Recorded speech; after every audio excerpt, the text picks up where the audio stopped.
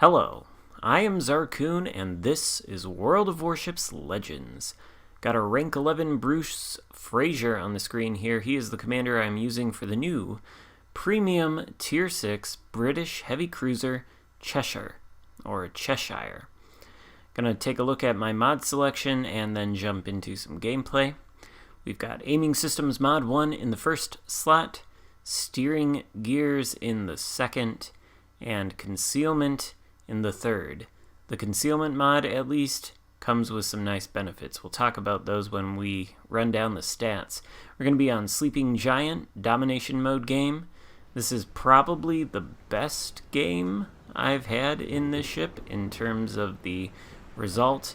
And I'm going to tell you right off the bat, I don't want to say it's not a good ship, but it's certainly not a very competitive ship or a very capable ship in terms of carrying matches or exerting a lot of influence over the outcome of matches in most cases, and I'll talk about why.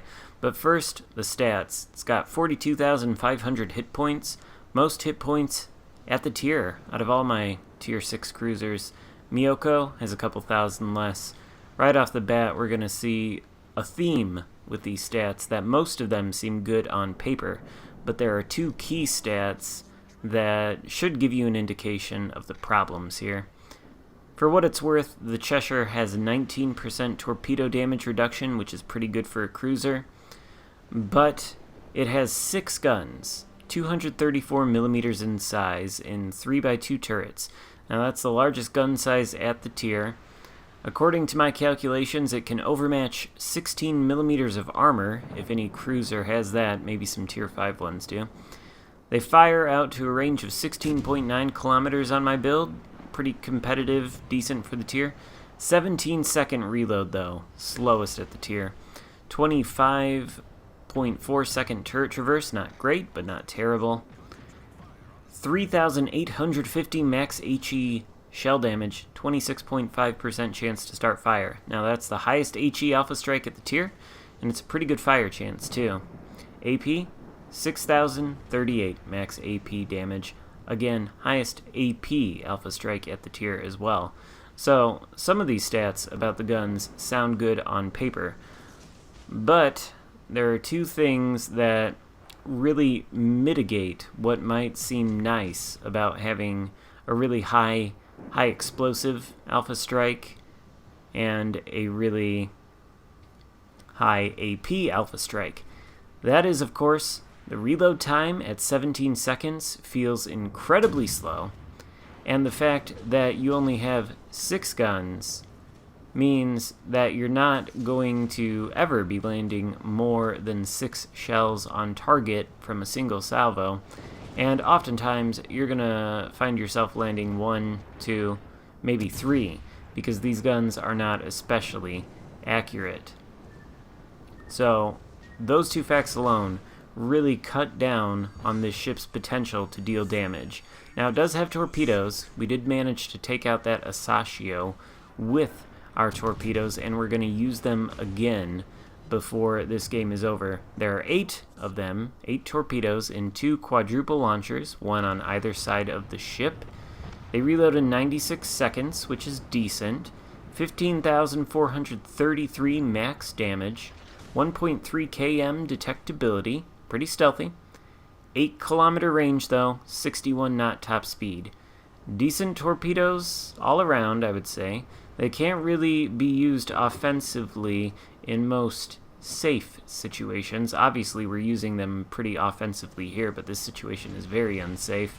Like all British torpedoes, they can be fired single or tube by tube in a straight line, which is what we're going to do here with this Prince Eugen, who is also launching torpedoes at us.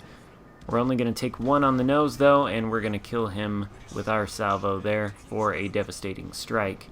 So these torpedoes are useful in situations like this, close quarters, where they're kind of your last resort because frankly your guns don't fire quick enough to deal damage.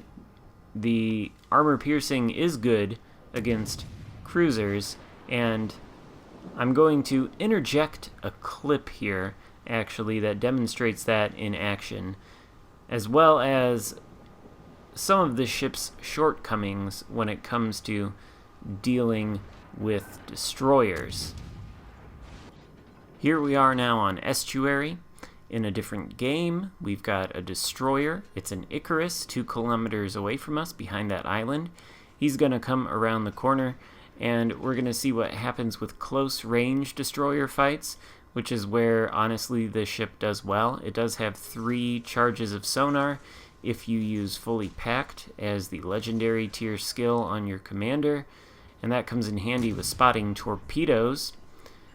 And of course, the high alpha strike does do pretty nicely when your shells make contact with a destroyer. You see, we took 2k off that guy with only 2 shells, but in any other cruiser, we would have already had him killed by now.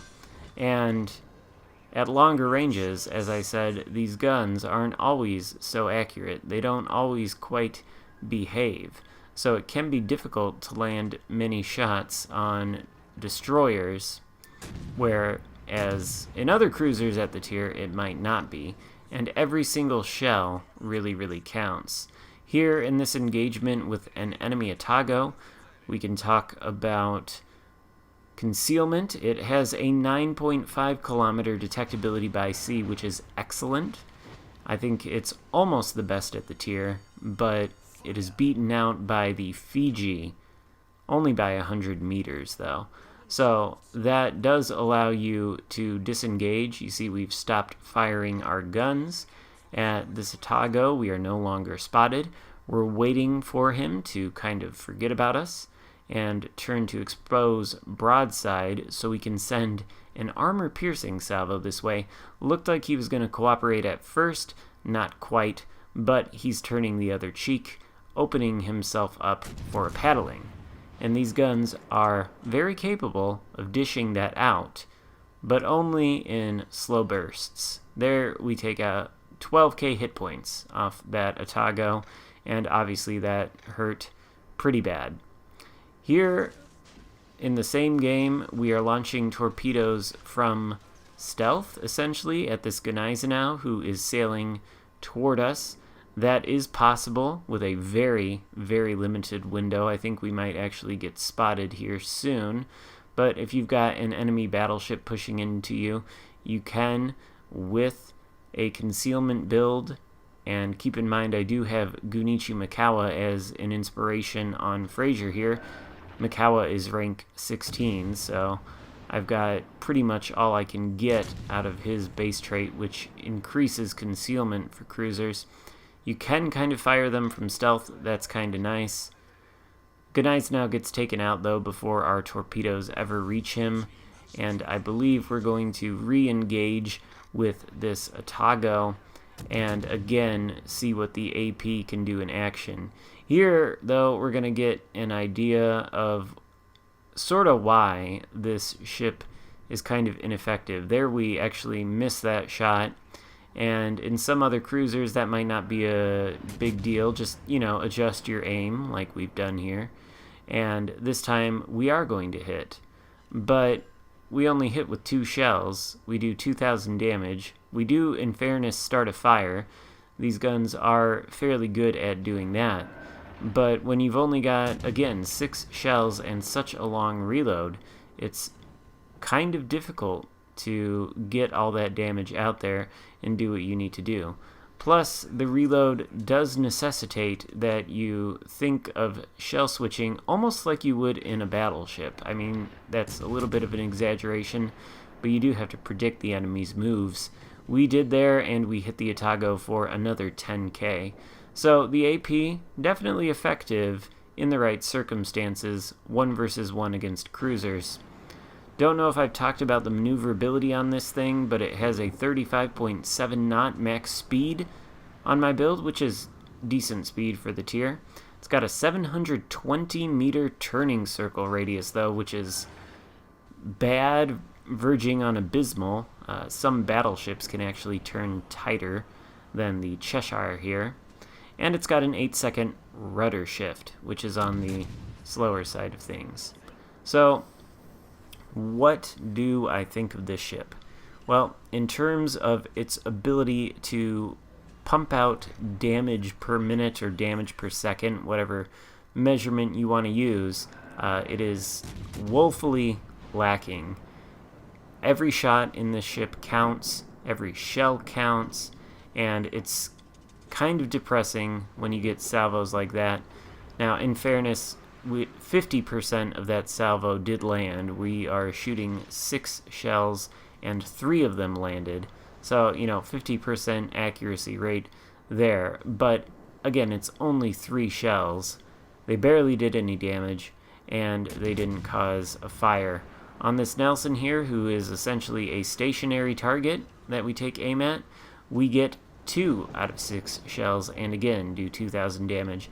Now, when more than 2 or 3 of these shells hit and cause full penetration damage on battleships and light fires, then you can get some pretty nice salvos, maybe 3 to 6k or so I've seen. I've also seen the HE shells take out steering gears on some battleships, bizarrely, so that's kind of nice. But overall, the offensive power of this ship, I just find it lacking due, again, to the slow reload and the small amount of guns. Also, let's talk about armor, since we take a horrible salvo from the Nelson's short-fused armor piercing. I did some research on this ship, watched some Flamu videos and some other videos about it on the PC. There, it seems that its side armor is 27 millimeters in thickness, meaning if it's angled, then it cannot be overmatched by 15-inch or 380 millimeter guns. I'm sad to report, however, that I don't think that is the case in Legends. I think there have been times when I have angled against 15-inch guns and the shells have shattered or maybe bounced, but it doesn't seem to me like you can do that with any kind of reliability. Maybe I'm just bad at angling cruisers, I don't know, but the ship does feel squishy, and you definitely don't want to be taking too many hits from battleships. It is vital to make sure, though, if you are being shot at by a battleship, that you are angling at the very least, so it's a little bit harder for them to hit you, and therefore they don't have as much of an opportunity to do damage. All in all, though, if you want a strong or a stronger Tier 6 premium cruiser, there are many more choices open to you. For example, the Atlanta, which you can purchase for 500,000 global XP. I think it's a much stronger ship than this. Honestly, the Flint is as well. And if you want to compare this with the other Tier 6 premium British cruiser, HMS Belfast, obviously that ship right now is not available for sale, but that ship is also much stronger than this. It may have not a high HE Alpha Strike, not a high AP Alpha Strike. It's got smaller guns, but its rate of fire is much quicker. Its damage per minute output is probably, I would assume, I haven't actually done the calculations, a lot better, and it has a smoke screen and radar in addition to sonar, which at the very least is going to provide your team more utility. Certainly the stealth on the Cheshire here can provide your team with utility in terms of spotting, so that's always nice. And so can the sonar in terms of spotting torpedoes. Other than that, though, I think this ship's ability to carry a game is very limited, and I think its utility to the team is very limited. I therefore, unfortunately, cannot recommend it, although I did want to like it going into it. Anyway, hope you liked the video. If so, give it a thumbs up and consider subscribing if you haven't already done that. Thank you so much for watching. We recently hit 2K. Can't thank you guys enough. I'll see you next time. Goodbye.